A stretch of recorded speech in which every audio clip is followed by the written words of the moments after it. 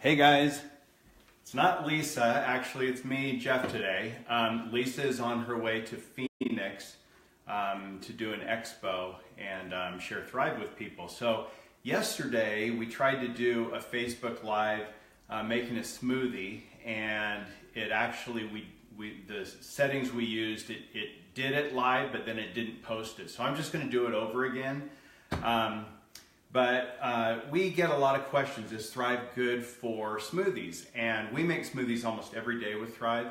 And the thing I love about it is I used to try to do smoothies, and I would try to, before I used Thrive, try to have all the ingredients on hand. I'd buy frozen fruits, I'd buy fresh kale, and the stuff would seem to always go bad, or I was always missing something, so I couldn't make it regularly. Especially the kale or spinach I'd buy a big bag at Costco and I'd use half of it and the other half would go slimy, or I'd buy a small bag and then I was constantly running out and having to go to the store. Thrive now has freeze-dried spinach and kale, which makes it really easy to use. The other thing I like about it is that the nutritional value is very high. So typically if you're using fresh fruits and vegetables, they have to pick them early so that they have time to ship them to the stores, and then you get them and bring them home. Well, because they're picked early, they never reach the full peak of ripeness or freshness, don't get all the flavor and all the nutrients. And then as soon as they're picked, they start losing the flavor and nutrients. Well, with freeze-dried, because of the process, they can leave the fruits and vegetables on the vine until they're fully ripened. Then they pick them, flash freeze them very quickly, and then they're shipped to Thrive where they're freeze-dried. The freeze-drying process doesn't degrade the nutritional value or the flavor. It maintained 95 to 98% of that for the full shelf life, which is 25 years before it's opened, and then after you open them, they'll last about 1 to 2 years depending on your climate. We find that they never last that long because we use them really quickly. So I'm just going to show you how I make a smoothie. I really don't have a recipe. I just kind of measure it out. Sometimes I'll make one just for me, sometimes for Lisa and me, and I just kind of eyeball it. I'm going to make one just for me. I'll probably make about a 24-ounce smoothie. So these are Thrive raspberries, and you can kind of just throw whatever fruits and vegetables in you'd like. I like to the things that I like a little stronger flavor, I add a little more of. I like to have a little bit of more of a strawberry banana flavor to mine most of the time, so I'll add more of that. But these are Fuji apples. They look just like, still have the skin on them. They're really, really good, add a really good flavor to a smoothie. These are Thrive blueberries, which again, a lot of antioxidants in the blueberries, I have a few of those. These are pineapple, a couple pieces of pineapple. The pineapple kind of gives it a nice sweetness. Also mango, same thing. Add a few mangoes. Now bananas, I said I like to have a good strong banana flavor to mine. So I'll add a little bit more bananas. Strawberries, like to have a good strong strawberry flavor, so there's my strawberries.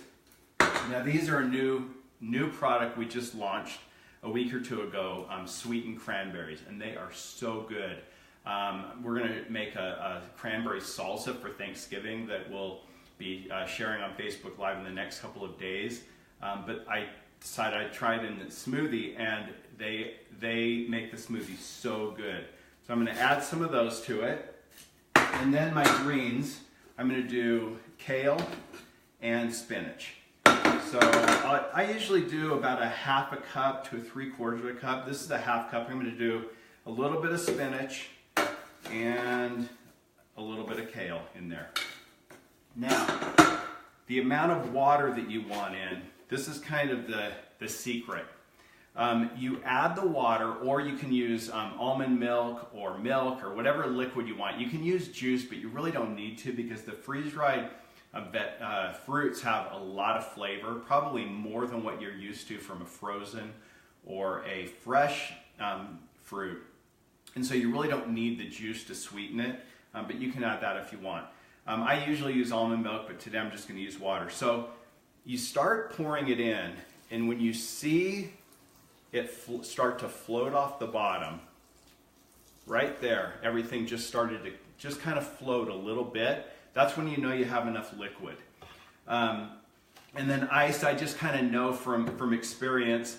If I'm doing one for Lisa and me, I'll pretty much fill this cup. I think this is a 12 or 16 ounce cup, not sure. But I'll fill this up kind of overflowing if I'm making it for both of us. If I'm making just for me, I'll maybe fill it up to here. And you can always add a little bit of extra ice, or if there's too much ice, a little extra liquid as it's mixing. So you kind of just get it close. And these are, this is Thrive freeze-dried Greek yogurt. Sometimes if I have Greek yogurt in the fridge, just plain Greek yogurt, I'll add that. But if I don't, I'll just do the Thrive Greek yogurt. Gives it a nice kind of tart flavor and gives you some probiotics.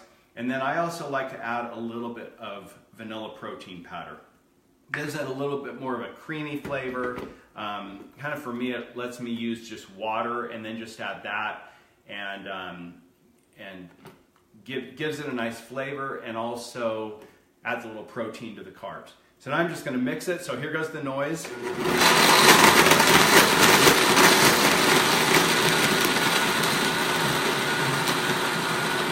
With a blend tech, I can kind of tell if it's the right consistency.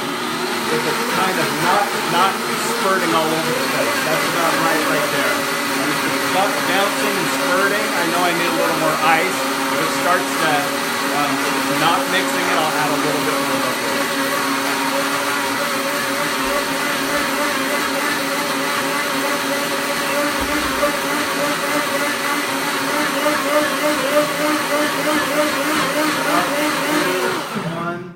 There we go. That's it.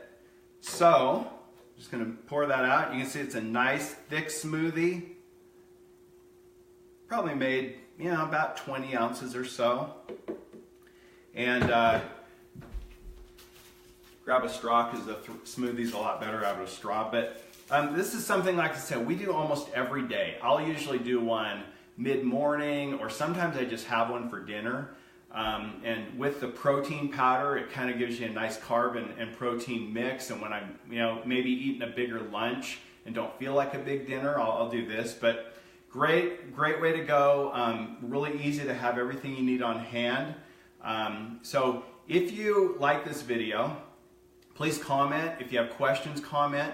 We've also just set up a Facebook group that you can join, where we're going to start sharing a lot more tips and tricks and recipes and new products and things like that. I will put a link in this in the comments or in the post to that Facebook group. It's called Thrive to the Rescue. So you're welcome to join that and get more of these. Stay tuned in the next couple of days for the cranberry salsa. It's amazing. It's very simple. Takes about less than 5 minutes to make. You put it over cream cheese, and then serve it with your favorite crackers or tortilla chips or anything like that. Really good. So you'll want to see that. So join our Facebook group. All right, we'll see ya.